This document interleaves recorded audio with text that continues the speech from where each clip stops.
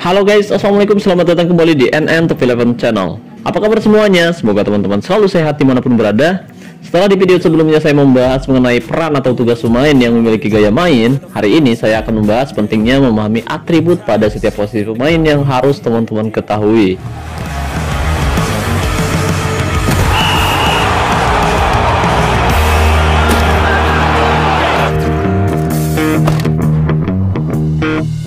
Oke, tapi sebelum kita membahas lebih jauh, buat teman-teman yang kebetulan belum mendukung channel ini, jika berkenan kamu bisa terus mendukung saya dengan cara klik tombol like, subscribe, dan aktifkan juga notifikasinya agar teman-teman selalu tahu update terbaru dari NN11 channel.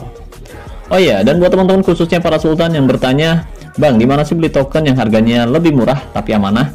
Oke, buat para sultan, Raja Minyak, Bos Mengkreng, dan Juragan Bawang, barangkali mau beli token dengan harga yang lebih murah dan yang pasti amanah, saya rekomendasikan teman-teman beli token di Kiano Store.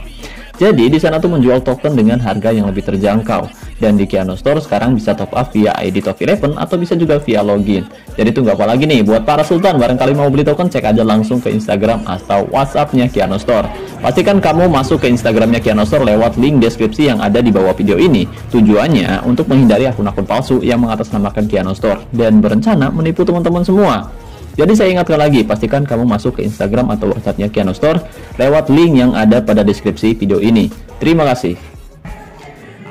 Oke guys, jadi musim ini alhamdulillah tim saya bermain sangat bagus dan sementara masih duduk di puncak klasemen Liga level 80 dengan meraih poin penuh. Total tim saya meraih 14 kemenangan, belum pernah kalah ataupun seri, mengemas 68 gol dan hanya kebobolan 4 gol dari 14 pertandingan di Liga.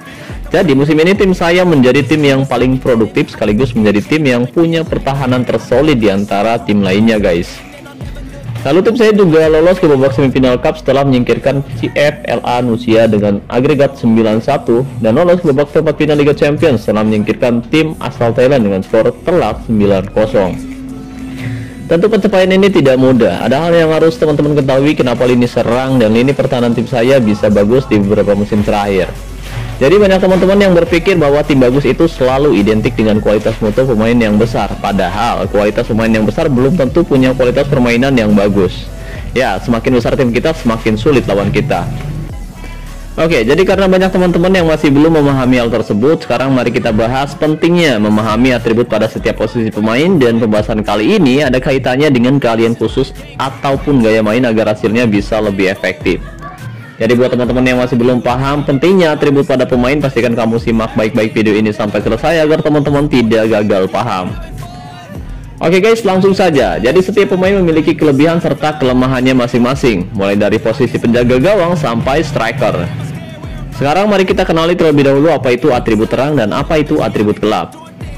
Jadi atribut terang adalah kemampuan yang ditonjolkan atau dibutuhkan oleh setiap pemain, sedangkan atribut gelap adalah kemampuan yang tidak terlalu dibutuhkan oleh setiap pemain. Nah, kelebihan dan kelemahan pemain terletak pada atribut terangnya guys. Jadi menurut saya ada 3 bagian yang harus teman-teman ketahui mengenai atribut terang. Yang pertama saya biasa menyebutnya sebagai atribut kunci, yang kedua atribut pendukung, dan yang ketiga atribut biasa. Jadi barangkali ada yang bertanya, Bang, apa itu atribut kunci? Nah, jadi atribut kunci itu semacam karakteristik atau kelebihan pada setiap pemain. Atribut kunci ini berbeda-beda tergantung pada posisi pemain di lapangan guys. Sebagai contoh, seorang penyerang akan memiliki fokus yang lebih besar pada atribut penyelesaian, tembakan, atau kecepatan. Ada juga yang lebih fokus ke atribut dribble, kecepatan, dan juga penyelesaian, ataupun berbagai macam atribut lainnya. Dan sementara seorang bek akan menekankan atribut seperti ketangguhan fisik dan kemampuan bertahan yang baik seperti tackle, penempatan posisi, ataupun sundulan, dan beberapa atribut pertahanan lainnya. Jadi kita bisa ambil contoh salah satu pemain kelas dunia asal Argentina, yaitu Lionel Messi. Ya, dia memiliki kelebihan pada kemampuan dribble dan penyelesaian yang bagus. Kemudian Cesc Fabregas memiliki kelebihan pada atribut passing dan kreativitas, sedangkan Haaland memiliki penyelesaian serta tembakan yang bagus. Dua atribut kunci itu biasanya akan lebih tinggi dari atribut manapun, dan ini berlaku di game Top 11. Sedangkan untuk atribut gelap hanya ada 2 bagian. Yang pertama itu buat atribut gelap sekecil mungkin, dan yang kedua buka atribut gelap jika teman-teman memang membutuhkannya. Nah, cara membuka atribut gelap cukup mudah guys. Teman-teman tinggal melatih posisi baru pada pemain yang teman-teman miliki. Contoh, misalkan kamu memiliki pemain di posisi MC atau di posisi gelandang tengah, tapi kamu mau gelandang tersebut memiliki umpan silang yang bagus, kamu bisa melatih posisi ML atau MR. agar atribut umpan silangnya terbuka. Tapi misalkan pemain yang akan kamu latih posisi baru ternyata atribut umpan silangnya sudah sangat-sangat rendah, saran saya kamu tidak perlu melatih posisi baru. Lalu banyak juga yang bertanya, Bang, gimana caranya agar atribut gelap bisa sampai 1%? Nah, caranya dengan naik level setiap musim, guys. Contoh, misalkan musim ini pemain kamu memiliki kualitas mutu di angka 80% dan rata-rata atribut gelapnya di angka 60%. Ketika tim kamu naik level, otomatis kualitas keseluruhannya akan menurun sebanyak 20% atau setara bintang 1. Ini termasuk ke dalam atribut gelap juga ya guys. Jadi kualitas keseluruhan akan berkurang dari yang awalnya 80% menjadi 60%. Dan atribut gelap yang awalnya 60% akan berkurang menjadi 40%. Jadi agar atribut gelapnya bisa sampai di angka 1%, kita harus mempertahankan pemain itu selama 3 musim. Lalu bagaimana agar pemain itu bisa tetap bagus, Bang? Kan kualitas utamanya sudah menurun drastis, Bang. Nah, caranya dengan selalu melatih pemain kamu secara tim atau secara individu, atau kamu bisa selalu tempatkan pemain andalan kamu di susunan tim inti agar pemain tersebut bisa berkembang setiap hari.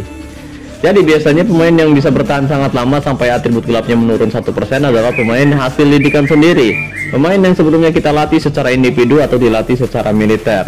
Karena dengan melatih pemain secara individu, kita bisa melatih atributnya secara terfokus hanya pada atribut terangnya saja guys, dan kita bisa lebih leluasa melatih atribut kuncinya.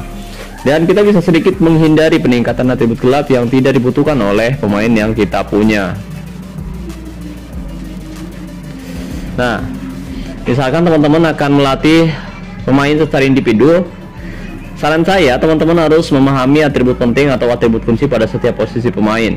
Karena jika teman-teman salah meningkatkan atribut kunci, hasilnya bisa tidak terlalu efektif guys. Tidak terlalu efektif, apalagi jika pemain yang akan kita latih memiliki gaya main. Jadi kita harus melatih atributnya sesuai dengan gaya mainnya agar hasilnya bisa jauh lebih efektif dari pemain biasa yang kita beli di lelang ataupun dari pemandu bakat. Dan ini berlaku juga untuk pemain tanpa gaya main yang akan dilatih secara individu. Meskipun pemain tersebut tidak memiliki gaya main, tapi kita harus membuat pemain tersebut seolah memiliki gaya main. Bedanya, kita bisa dengan mudah menentukan gaya main dan atribut kuncinya sesuai dengan keinginan kita guys. Sedangkan untuk keahlian khusus juga sama. Keahlian khusus bisa efektif jika atributnya sesuai. Contoh, pemain dengan keahlian khusus penggiring bola bisa sangat efektif jika pemain tersebut memiliki atribut dribble yang bagus. Begitupun dengan pemain yang memiliki spesialis tendangan bebas. Dia bisa sangat berbahaya jika memiliki atribut penyelesaian, tembakan, dan juga kekuatan yang bagus. Jadi tanpa atribut yang sesuai, menurut saya gaya main dan juga keahlian khusus bisa menjadi tidak terlalu penting. Oke, sekarang mari kita ambil contoh salah satu pemain yang menurut saya atribut kuncinya tidak terlalu sesuai dengan gaya mainnya. Jadi tadi pagi tim saya ditantang laga persahabatan oleh tim dengan nama Haryanto SPPJ, dan kebetulan saya tidak hadir di sisi lapangan karena jam segitu saya jarang buka Game of Eleven. Saya biasanya mulai aktif main Game of Eleven itu jam 9 pagi untuk melatih pemain secara tim. Nah, di sini tim saya kalah tipis 3-2 lewat babak extra time. Jelas dari segi kualitas tim, Haryanto SPPJ sangat diunggulkan untuk bisa mengalahkan tim saya. Selisihnya 23,7% atau lebih tinggi karena pemain pengganti dari mereka memiliki kualitas yang sedikit lebih besar dari pemain sebelumnya guys. Tapi dengan selisih sebesar itu, mereka justru sempat tertinggal lebih dulu lewat gol Marquinhos di menit ke-15. Dan mereka baru bisa menyamakan kedudukan di menit ke-28. Dan yang lebih payahnya lagi, mereka tidak bisa mencetak gol lagi di waktu normal sampai harus masuk ke babak perpanjangan waktu.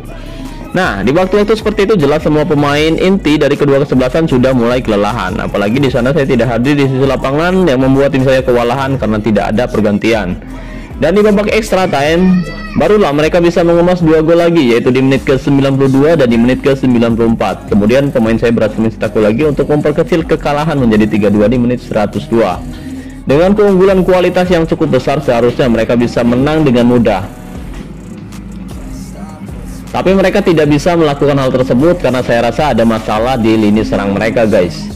Jadi jika kita perhatikan di sini, Haryanto menempatkan 2 striker dengan gaya main poacher, keduanya penyerang poacher. Ya, satu striker yang menjadi sorotan saya di susunan pemain inti mereka yaitu MH Haryanto STSAG. Maksudnya gimana nih? Ya, pokoknya itulah. Usianya 21 tahun, pemain asal Indonesia, memiliki kualitas mutu di angka 183% atau setara bintang 9, dan dia bisa bermain di posisi striker saja dengan 2 keahlian khusus, penyerang serbaguna, dan pencetak gol 1 lawan 1. Performanya dari 5 pertandingan terakhir cukup bagus. Total dia sudah mengemas 71 gol dari 67 pertandingan di Liga, belum ada gol di Liga Champions, dan mengemas 17 gol dari 13 pertandingan di Cup. Sedangkan jika kita perhatikan di sini, atribut terang pemain ini selisihnya tidak terlalu jauh berbeda dengan atribut kunci, guys. Dan atribut gelapnya menurut saya meningkat terlalu tinggi. Di usianya yang ke-21 tahun, seharusnya pemain ini memiliki atribut gelap yang sudah mulai kecil atau sudah mulai rendah. Itu yang membuat produktivitas golnya tidak terlalu efektif, karena jika dihitung-hitung dia hanya mencetak 1,05 gol setiap pertandingannya, guys. Jadi ada 3 faktor kenapa bisa seperti ini. Faktor pertama karena atributnya tidak sesuai atau selisih antara atribut kunci dan atribut pendukung hampir sama. Yang kedua, atribut gelapnya terlalu besar dan jadi dia berlatih kemampuan yang ada di luar kapasitasnya menjadi striker. Dan yang ketiga, dari faktor taktik, strategi, dan formasi yang diserapkan oleh pelatihnya, guys. Sekarang mari kita bandingkan dengan penyerang false nine yang saya miliki, yaitu Marco Reus. Ya, usianya sama, guys, 21 tahun ya, guys. Kualitas keseluruhannya di angka 166%. Dia bisa bermain di 2 posisi berbeda, striker dan juga gelandang serang tengah sesuai gaya mainnya, dengan satu kalian khusus spesialis penendang bebas.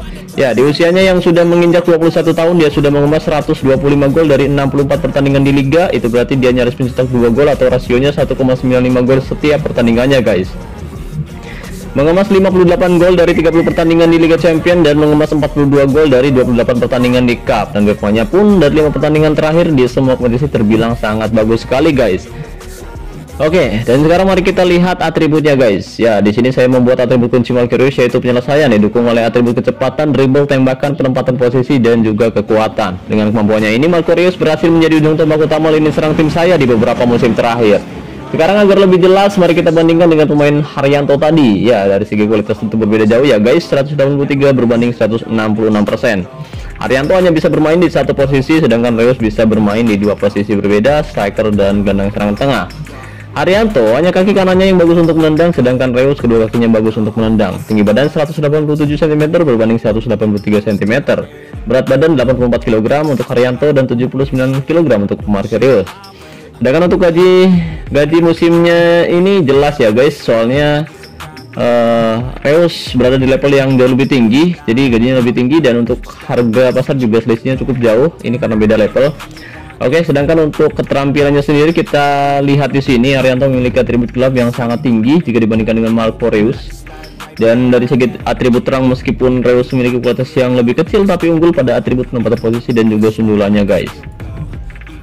Dalam keterampilan menyerang juga selisihnya cukup jauh, terutama dribble, penyelesaian, dan juga tembakan, kecuali atribut umpan dan atribut gelap dari Haryanto ini memang cukup tinggi, jadi Reus kalah. Sedangkan dari fisik dan mentalnya sendiri cukup berimbang. Kedua pemain memiliki kelemahan serta kelebihannya masing-masing, tapi kelebihan Haryanto terlihat juga pada atribut gelapnya, guys.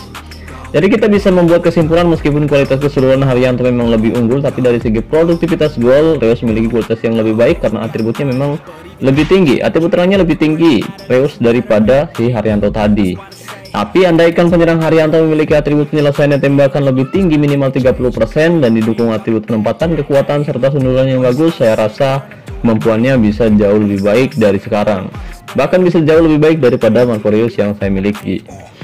Dan intinya, dengan meningkatkan atribut kunci lebih tinggi dari atribut manapun, itu akan membuat pemain yang kita latih memiliki keterampilan atau memiliki kelebihan di atas rata-rata pemain lainnya, guys. Dan pemain yang kita latih bisa menjadi pemain yang sangat berpengaruh di antara pemain lainnya.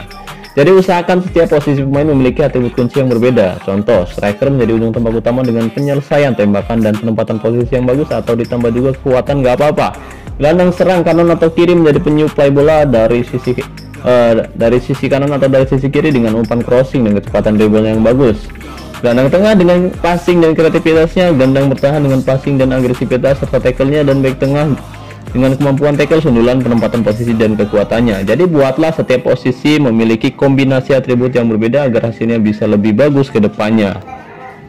Oke, mungkin itu saja yang bisa saya bahas kali ini. Jadi gimana nih menurut pendapat teman-teman mengenai kombinasi atribut, gaya main, dan juga kalian khusus? Yuk ceritakan pengalaman teman-teman bagaimana cara membuat kombinasi pemain yang tepat di kolom komentar video ini. Dan jika ada yang salah dengan pembahasan kali ini, saya ucapkan mohon maaf sebesar-besarnya. Dan mungkin itu saja pembahasannya, guys. Saya ucapkan terima kasih banyak buat teman-teman yang sudah menonton video ini sampai selesai. Terima kasih juga untuk membership NN Top 11 dan terima kasih untuk partnership NN Top 11 yaitu Kiana Store. Dan saya ucapkan terima kasih banyak buat teman-teman yang selalu mendukung dan mendoakan saya sejauh ini. Wassalamualaikum warahmatullahi wabarakatuh. Salam olahraga, salam Top 11 Indonesia.